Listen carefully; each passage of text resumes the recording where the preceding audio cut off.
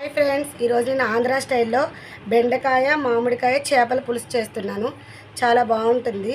దీనికి కావాల్సిన పదార్థాలు: చేపను ముందుగా మనం తీసుకొచ్చుకొని ఉప్పు పసుపు నిమ్మకాయ వేసుకొని బాగా క్లీన్ చేసి పెట్టుకోవాలి. నెక్స్ట్ ఉల్లిపాయలు పచ్చిమిరపకాయలు, ఒకే ఒక్క టమాటా, ఒక 4-5 బెండకాయలు, ఒక 2 మామిడికాయలు బాగా పుల్లగా ఉన్నవి తీసుకోవాలి. మనం చేపల పులుసు చేసుకోవడానికి ఖాళీగా కొంచెం వెడల్పుగా ఉన్న గిన్నె పెట్టుకోవాలి. స్టవ్ మీద పెట్టుకున్న కొద్దిగా ఆయిల్ వేసుకుని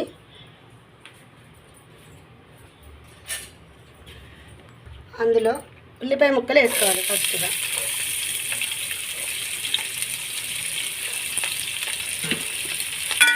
మనం ఇందులో ఉల్లిపాయలు కొంచెమే వేసుకున్నామండి. ఒక ఉల్లిపాయని మిక్సీ చేసుకొని కచ్చాపచ్చాగా మిక్సీ చేసుకొని వేసుకుందాం. ఉల్లిపాయని మనం కచ్చాపచ్చా మిక్సీ చేసుకొని ఏగుతున్న ఉల్లిపాయల్లోనే వేసుకోవాలి. ఇలా ఉల్లిపాయ ముద్ద వేసుకోవడం వల్ల పులుసు కొంచెం చిక్కదనం వస్తుంది.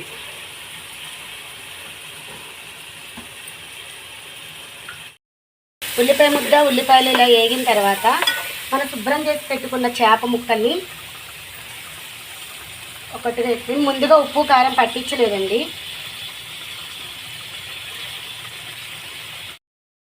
చేప ముక్కలన్నీ వేసుకున్న తర్వాత కొద్దిగా పసుపు,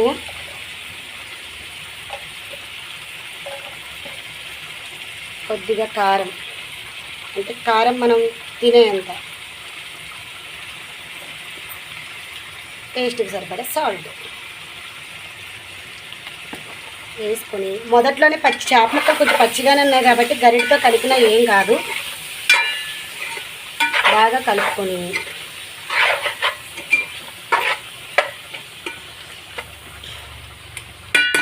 ఇప్పుడు మనం కట్ చేసి పెట్టుకున్న మామిడికాయ ముక్కలు పచ్చిమిరపకాయ ముక్కల్ని పైన వేసుకోవాలి.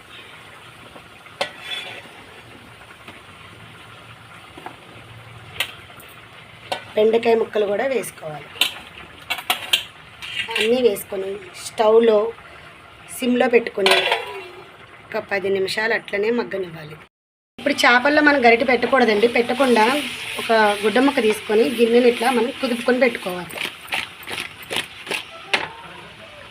ఇప్పుడు మనం ఇందులో అన్ని మామిడికాయ పులుపు కదండి, టమాటా వేసాము, మామిడికాయ వేసాము, కానీ ఒక చిన్న నిమ్మకాయ సైజ్ అంత చింతపండు తీసుకొని దాన్ని ఇట్లా రసంలా చేసుకొని పోసుకోవాలి.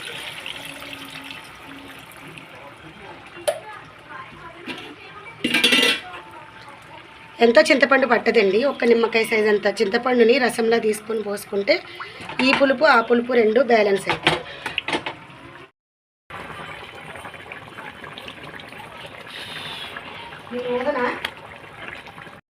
ఉడుకుతున్న పులుసులో కొద్దిగా కొత్తిమీర కరివేపాకు వేసుకొని